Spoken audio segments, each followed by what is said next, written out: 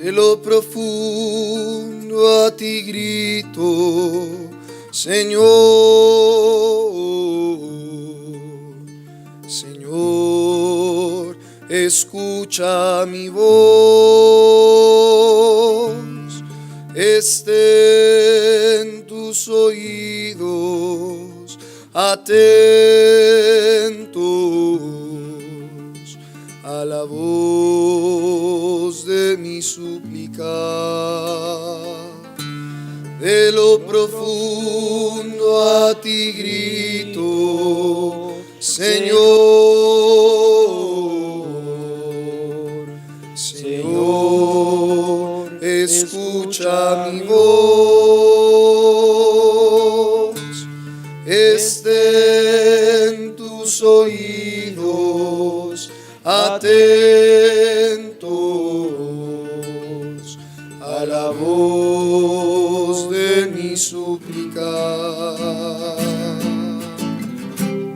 Si llevas cuenta de los pecados, Señor, ¿quién se salvará?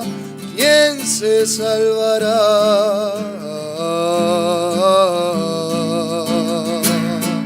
Más cerca de ti está el perdón, solo en ti se encuentra el amor. Más cerca de ti está el perdón, solo en ti se encuentra el amor. Yo espero en el Señor, mi alma espera en su palabra. Mi alma guarda al Señor, más que el centinela a la aurora. Israel espera al Señor, más que el centinela espera a la aurora. Porque solo en el Señor está el amor, solo en Él se encuentra el perdón. Porque solo en el Señor está el amor, solo en Él se encuentra el perdón. El Señor redime a Israel, el Señor redime a Israel de todos sus pecados. El Señor redime a Israel, el Señor redime a Israel de todos sus pecados. Ay, ay, ay, ay, ay, ay, ay, ay, ay, ay. Del libro de los Salmos. Canción de las subidas. Desde lo hondo a ti grito, Yahvé. Señor, escucha mi clamor. Estén atentos tus oídos a la voz de mi súplica. Si retienes las culpas, Señor, ¿quién, Señor, resistirá? Pero el perdón está contigo para ser así respetado. Aguardo anhelante al Señor, espero en su palabra. Mi ser aguarda al Señor más que el centinela a la aurora. Más que el centinela a la aurora, aguarda Israel al Señor. El Señor está lleno de amor, su redención es abundante. Él redimirá a Israel de todas sus culpas. Palabra de Dios. Te alabamos, Señor. ¿Se pueden sentar?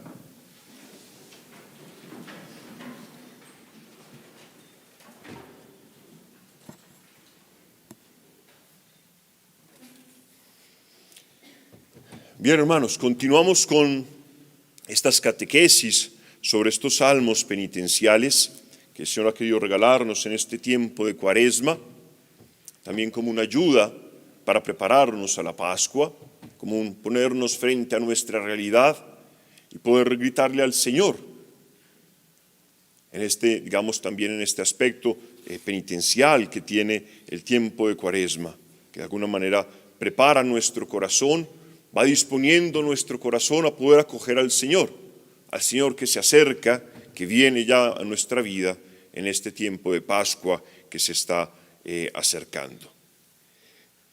Hoy se ha proclamado este Salmo 130, ¿cierto? 30 la versión hebrea, 129 la griega, que es un salmo, digamos, de esos también más utilizados de estos salmos penitenciales, con el Salmo 51, ¿no? Ese era el Miserere y este es el de Profundis. Recibe ese nombre de Profundis pues por el inicio del Salmo en latín. Y es un salmo impresionante. Es un salmo que es al mismo tiempo un salmo que tiene la profunda conciencia y reconocimiento de nuestra culpa, pero al mismo tiempo es un salmo que está lleno de la esperanza, de la certeza del obrar de Dios, de la certeza del amor y de la misericordia de Dios.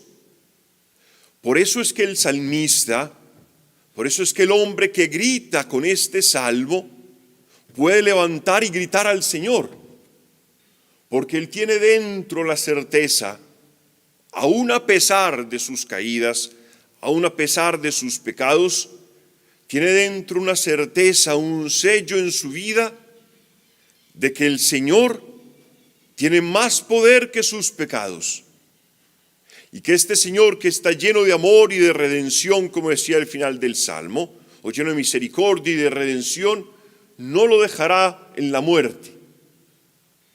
Entonces es un salmo bellísimo, porque es un salmo que, aún reconociendo nuestra profunda incapacidad, nos lanza a la esperanza, a la certeza de que el Señor pronunciará sobre nosotros una palabra de liberación, una palabra de perdón. Entonces vamos poco a poco si el Señor nos concede, a ir poco a poco digiriendo, desglosando este salmo que el Señor ha puesto para nosotros. Acordémonos, y es una cosa muy importante, que los salmos, digamos, tienen esta particularidad, que los salmos, en la forma como están compuestos, se convierten para nosotros en una oración nuestra. O sea, es fácil que uno se identifique con los salmos, mientras hay otros libros de la Escritura, otras palabras del Señor que son más difíciles, que de alguna manera, digamos, nosotros encontremos, digamos, como esa relación con esa palabra. Los salmos en general son salmos muy existenciales y que por eso son muy fáciles que nosotros nos identifiquemos con ellos, que nosotros en las palabras del salmista nos veamos a ti y a mí. Entonces, pidámosle al Señor que en este salmo que vamos de alguna manera a ir desglosando, que podamos ver nuestra vida, que no nos sintamos, digamos, fuera de este salmo. Este salmo somos tú y yo. Este salmista que canta somos nosotros. Este salmista que grita, esta oración que sale del profundo del corazón de este salmista, es la oración que el Señor desea suscitar en lo profundo de nuestro corazón. Entonces vamos a empezar. El salmo comienza con una expresión que tiene, digamos, valga la redundancia, mucha profundidad, ¿no? Que tiene mucho contenido. Arranca precisamente diciendo desde lo hondo, desde lo profundo, desde el abismo, depende cómo uno quiera traducir la expresión hebrea, ¿no? A ti grito, Señor.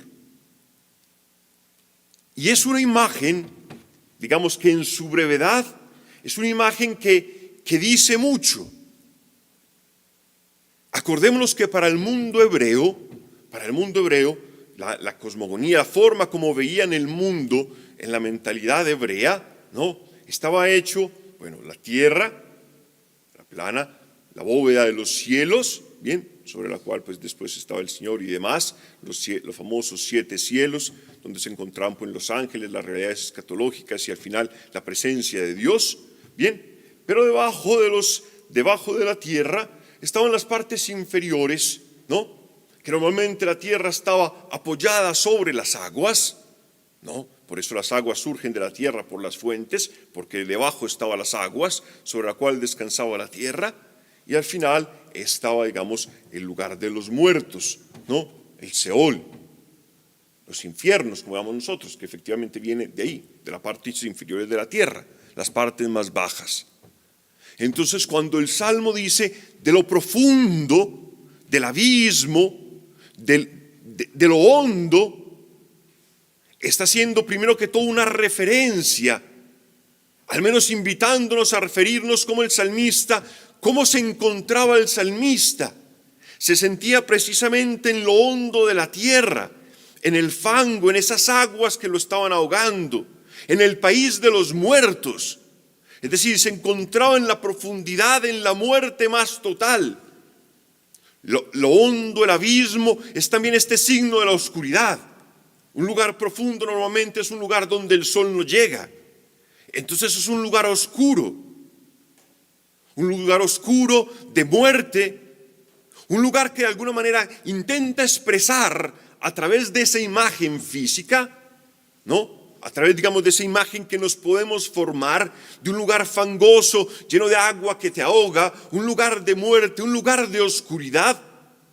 El salmista intenta de alguna manera evocarnos a nosotros la situación en la cual nos encontramos con el pecado. Dice, en lo hondo de mi pecado, en lo hondo de mi culpa, en lo hondo de ese sentirme alejado de la relación con Dios, en esos momentos donde no veo nada, donde todo en mi vida como que se cierra, como que todo se hace oscuro, donde no ves a Dios por ninguna parte y parece que la esperanza ha terminado. Es una expresión fuertísima. Dice, desde allá, desde ese momento, desde esa situación existencial profunda de muerte, de desesperanza, de angustia, de pensar que no hay nada que hacer conmigo, de vernos en nuestros pecados, con nuestros pecados en las manos que nos ahogan, que estamos como en ese fango intentando salir una y otra vez de los pecados, pero cada vez como que te hundes más, como si estuvieras en esas arenas movedizas o en ese fango que mientras más te mueves, más te hundes. Dice, en esa situación existencial, dice, el salmista grita, dice, a ti grito, Señor. Y de esa situación surge de la voz del salmista una palabra de esperanza, porque dice, Señor, escucha mi clamor, estén tus oídos atentos a la voz de mis súplicas. Porque el salmista ha tenido la experiencia, la ha vivido en su vida y la ha vivido en la vida de su pueblo, que el Señor está atento a nuestros gritos, que el Señor solamente está esperando que tú y yo le gritemos para poder venir a salvarnos. Porque el Señor, que respeta tu libertad y la mía, solo puede obrar cuando tú y yo le digamos, Señor, actúa, ven a librarme. Que es la experiencia que ha tenido siempre el pueblo de Israel. La experiencia que narra Moisés en el Deuteronomio, que narra Salomón cuando está construyendo el templo, que constantemente lo dice, Señor, cuando este pueblo se encuentre derrotado por sus enemigos, cuando se haya olvidado de ti, cuando haya entrado en sus pecados y mire al cielo y te grite, acuérdate de él, ten misericordia de él. Y esa ha sido siempre la experiencia del pueblo, que aunque una y mil veces haya olvidado al Señor, cuando se encuentra en la miseria, en la esclavitud, en la muerte, ha gritado al Señor. Y el Señor, por su amor infinito, ha siempre descendido a salvar a su pueblo. ha siempre bajado a salvar a su esposa infiel. Es una palabra maravillosa, porque nos da a ti y a mí una esperanza, porque en nuestra vida hay una lucha profundísima en la cual el demonio quiere constantemente robarte la esperanza y robarte el amor de Dios y hacerte pensar que no es posible que Dios te ame tanto. No es posible que Dios te siga perdonando a pesar de todas las cosas que hemos hecho. Entonces el demonio, cuando pasan los años y tú te ves con tus pecados en las manos, te empieza a susurrar: el Señor ya no te va a escuchar. Es imposible que te escuche de nuevo. Es imposible que te escuche de nuevo. Si te ha dado todo, te ha dado sus gracias y tú las has pisoteado, ¿cómo te puede amar el Señor así? Pues este salmo viene a decirte que sí, como irá al final del salmo, porque tú, Señor, estás lleno de amor y de misericordia. Tu ser es un ser lleno de redención. No puedes hacer otra cosa que amar. Y eso es lo que hace el Señor. Y el Señor hoy viene precisamente a buscar a aquel que se encuentre desesperanzado, aquel que piense que no hay nada que hacer con su vida, para que vea la certeza de este amor de Cristo, de que solamente Él está esperando que lo mires a Él, que lo dejes entrar en tu vida, que el Señor vendrá y obrará de nuevo prodigios impresionantes en nuestra existencia. Continúa el Salmo y dice una cosa impresionante, dice: Señor, si tú retienes las culpas, si tienes en cuenta nuestros pecados, Señor, ¿quién resistirá? Es esta certeza que hemos visto durante todos estos salmos penitenciales, la certeza que el pueblo de Israel ha experimentado en toda su historia y que seguramente también nosotros hemos experimentado, cada uno de nosotros en nuestra vida, que no hay ningún hombre que pueda presentarse al Señor como justo. No hay ningún hombre que pueda presentarse al Señor sin pecado. Que si el Señor tomara en cuenta todos nuestros delitos, todas nuestras culpas, todo lo que tú y yo hemos hecho, no habría ninguna esperanza. Pero esta certeza, esa conciencia profunda de nuestra situación del pecado, no es una conciencia que nos lleve a la desesperanza, a la angustia, al tirar todo y decir, pues al fin y al cabo no vale la pena hacer nada, porque estamos todos destinados a la muerte y yo no puedo hacer nada contra mi pecado. No, este salmo no termina en la desesperanza. Este salmo precisamente nos invita a ver nuestra situación, a ser conscientes de nuestra situación, precisamente para poder experimentar el amor de Cristo. Porque es lo que dice más adelante, dice, pero el perdón está contigo. O sea, tu ser es el perdón. El ser del Señor es el perdón, es el amor, es la misericordia. Esa es su naturaleza. Él no tiene otra naturaleza. No puede obrar de otra manera, porque ese es su ser. Y dice, y así infundes o así manifiestas respeto.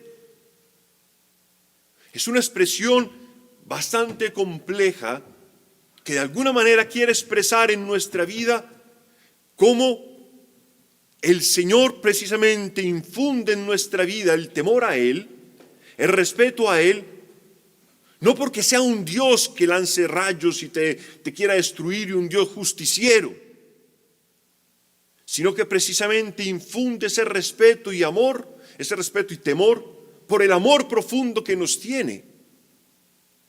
Porque ese amor de Cristo mueve nuestra vida a la conversión. Porque ese perdón infinito de Dios nos empuja, nos mueve precisamente a querer convertirnos. Es la profundidad enorme del amor de Dios. mucho más que el látigo, que el castigo, que el miedo a un castigo futuro. Lo que realmente puede mover nuestra vida a querer convertirnos es experimentar en nosotros el amor de Dios. ¿No lo hemos experimentado en nuestra vida? Cuando hemos vivido solamente de la religión, del temor a que Dios nos castigue, eso poco ha servido para que tú y yo cambiáramos de vida, para que tú y yo nos encontráramos con Jesucristo. Pero cuando hemos experimentado en nuestra existencia esa palabra que el Señor te ama así como tú eres, de que el Señor te ha perdonado una y mil veces, cuando has experimentado en tu vida que cada vez que has llegado con tus pecados en tus manos a tu comunidad, al sacramento de la confesión, has experimentado que el Señor ha destruido tus pecados, los ha tirado al fondo del mar, no le ha importado tus pecados. Es ese amor el que nos ha movido, es ese amor el que nos ha impulsado a querer convertirnos, a que el Señor quiera cambiar nuestra vida. Continúa el Salmo y dice una cosa bellísima. Dice: aguardo anhelante al Señor, espero en su palabra. Dice: mi ser, mi alma aguarda al Señor más que el centinela a la aurora. Más que el centinela a la aurora, aguarde Israel al Señor. Eso es bellísima, esos versículos de este Salmo. Dice: mi alma espera en el Señor. Porque es lo que este Salmo nos invita a hacer. Por eso decía al inicio que es un Salmo de esperanza. Es un Salmo que está lleno, que está preñado, digamos, de esperanza. Y que por eso nos invita a nosotros a esperar en el Señor, a esperar en su palabra, en que el Señor proclamará sobre tu vida y la mía una palabra de misericordia. El centinela, ¿quién es el centinela? Aquí, digamos, el término hebreo se podría entender al menos de dos maneras. Una, propiamente el centinela, como nosotros lo conocemos, el centinela que había en la antigüedad, en los muros, por ejemplo, de las ciudades, ¿no? Para proteger las ciudades hacían las guardias, los soldados, ¿no? Durante las noches, esos eran los centinelas. Durante las noches tenían que hacer las guardias, al menos 3 guardias se cambiaban, ¿no? Para estar ahí pendientes. Y es una cosa supremamente angustiante, hacer una guardia en la noche, no ves nada. Si llega un enemigo, no sé qué tanto puede ver un guardia. Bien, un centinela. En todo caso, el centinela no hace otra cosa que esperar a que llegue su relevo, o mucho más importante todavía, que llegue el día, que llegue la aurora, que se levante el sol y empiece el día, para que esa noche de vigilia, esa noche de estar cuidando, esa tensión, esa espera se pueda acabar. Otra interpretación también de este centinela hacía referencia a los sacerdotes que estaban esperando precisamente a que el sol saliera para empezar a hacer los sacrificios en el templo. Y como los sacerdotes eran muchos y los grandes sacrificios les tocaba solamente al azar, incluso poquísimas veces en su vida, les tocaba, digamos, presentar, por ejemplo, el sacrificio al incienso. Entonces muchos han dicho que precisamente cuando te tocaba el día, estabas así anhelante a que el sol saliera, precisamente para poder presentarte al Señor en ese momento especialísimo. Bien, y eso, digamos, ese acontecimiento lo toma precisamente el salmista para hablarnos a ti y a mí. Dice: tu vida y la mía tiene que ser como ese centinela, que en medio de la noche, en medio de la angustia, que puede traer la noche, la oscuridad, el no ver nada, estamos invitados a levantar los ojos al cielo y esperar como ese centinela a la aurora. Y es bellísimo esa expresión, porque ¿cómo espera el centinela a la aurora? ¿Qué está esperando el centinela? El sol, que salgan los rayos del sol. Entonces el centinela no está mirando para cualquier lugar. El centinela, cuando está esperando, está mirando hacia el oriente, está mirando, levantando los ojos al cielo, hacia el oriente, donde él sabe que el sol saldrá. Entonces es una experiencia bellísima, porque el centinela tiene como sentimientos encontrados. Él está esperando, pero es una esperanza cierta. Es una esperanza cierta. No es como que tú estés esperando que pase un pájaro. O sea, puede pasar y puede no pasar. Pero el que espera el sol sabe que el sol tiene que salir, que el sol sale todas las mañanas. Entonces es una espera al mismo tiempo ansiosa, pero al mismo tiempo con certeza. Y eso es lo que el Señor nos invita a hacer a ti y a mí. Que frente a tus pecados, frente a tus debilidades, tener esta esperanza cierta. No es que tú y yo estamos esperando a ver si de pronto nos toca la lotería y Dios nos salva. No, tenemos la certeza de que estamos esperando que Dios actúe, pero es una esperanza cierta. Dios ciertamente actuará. Y por eso el salmista espera. Por eso el salmista grita. Por eso tú y yo podemos gritar. El problema es que tantas veces el demonio nos ha robado a nosotros esa certeza y pensamos que el Señor no obrará. Y este salmo te lo dice: ten la certeza que así como el sol sale cada mañana, así la misericordia del Señor saldrá siempre sobre tus pecados. Siempre, ineludiblemente, saldrá siempre sobre tus pecados. Como ese rayo de luz que viene a disipar la oscuridad y las tinieblas. Asimismo, esa palabra de redención, de perdón, de salvación, ineludiblemente llegará sobre tu vida, disipando la muerte, la angustia, los sufrimientos que hoy tengas. Es una palabra bellísima. Aparte que el Salmo mismo, como invita a mirar al oriente, es una palabra que ya de alguna manera nos está profetizando a Jesucristo. Acordémonos que ya toda la literatura cristiana llama a Jesucristo este sol que nace de lo alto, ¿no? Esta estrella que surge del oriente es Cristo. Por eso antes las iglesias estaban orientadas, dirigidas hacia el oriente, símbolo de la resurrección, símbolo de Cristo que surge como ese sol, como esa estrella, ¿no? Parte del pregón pascual en la noche, ¿no? Que nos coja precisamente hasta salir, hasta que salga el lucero de la mañana, hasta que salga este sol que brota de lo alto, este Jesucristo.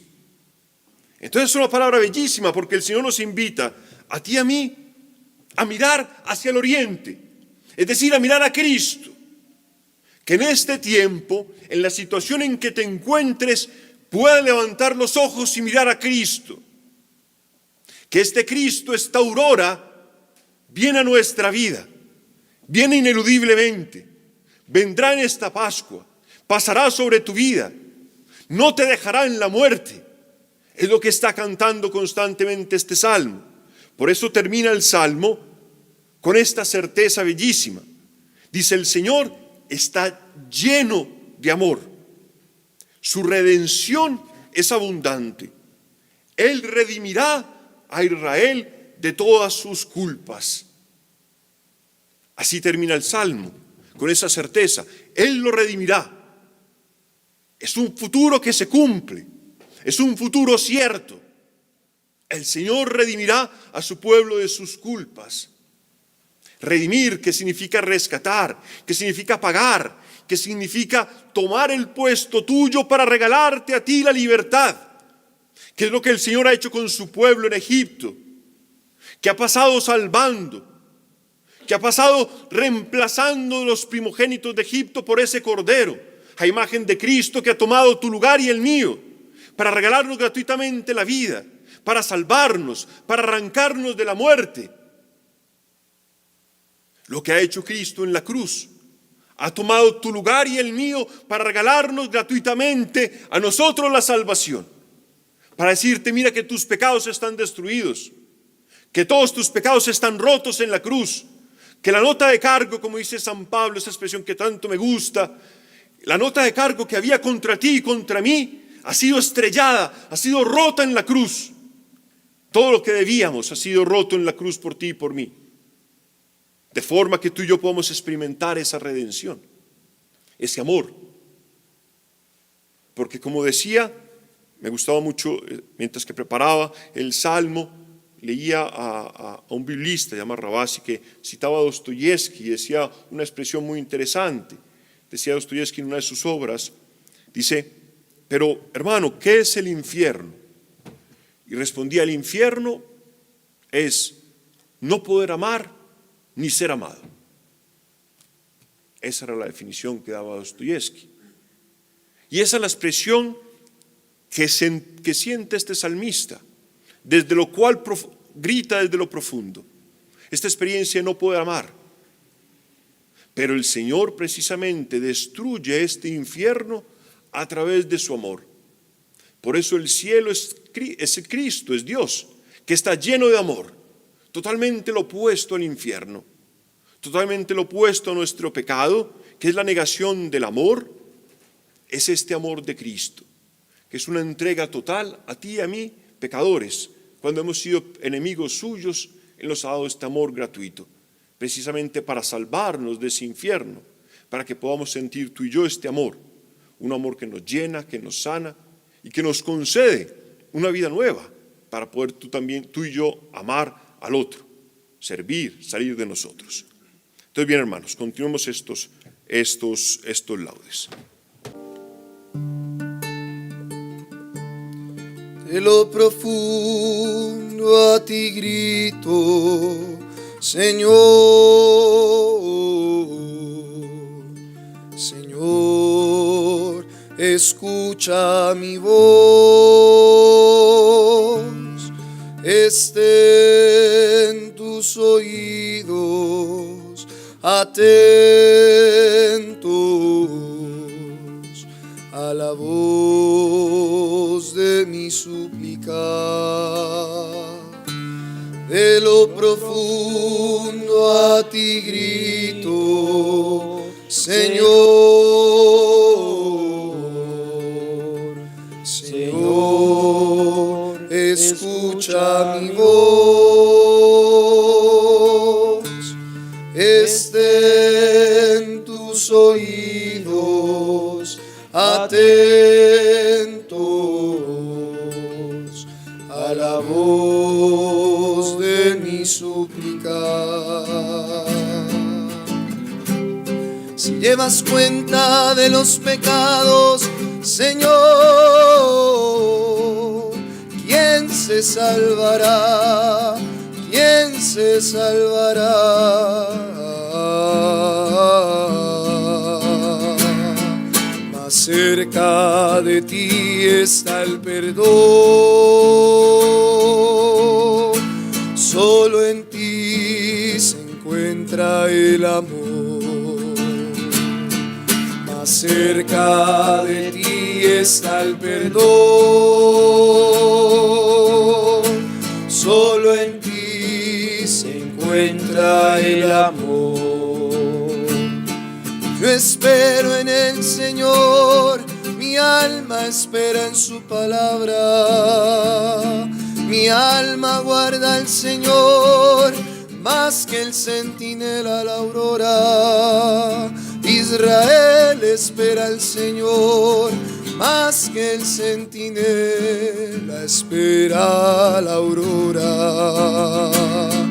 Porque solo en el Señor está el amor, solo en Él se encuentra el perdón. Porque solo en el Señor está el amor, solo en Él se encuentra el perdón.